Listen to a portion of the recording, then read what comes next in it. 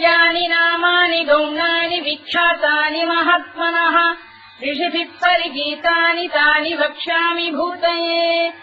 ఈ శ్లోకం విష్ణు సహస్రనామాల మూలం, విశ్వసనీయత, ఫలితం అన్నింటినీ ఒక్కచోట బంధిస్తుంది. ఈ సహస్రనామాలు శ్రీమహావిష్ణువు యొక్క గుణాల ఆధారంగా ఏర్పడిన, లోకంలో ప్రసిద్ధమైన, మహర్షులు పాడిన నామాలు.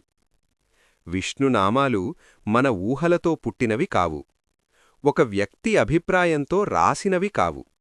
అవి మహర్షుల తపస్సులో దర్శించిన సత్యాలు, భగవంతుని గుణాలే నామాలుగా మారిన రూపాలు.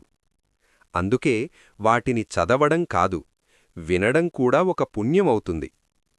అవి చెప్పబడుతున్న ఉద్దేశ్యం వ్యక్తిగత కీర్తి కాదు, భూతయే, సమస్త లోక మంగళం కోసమే. నామస్మరణ అంటే భగవంతుని లక్షణాలను మన హృదయంలో నిలుపుకోవడం.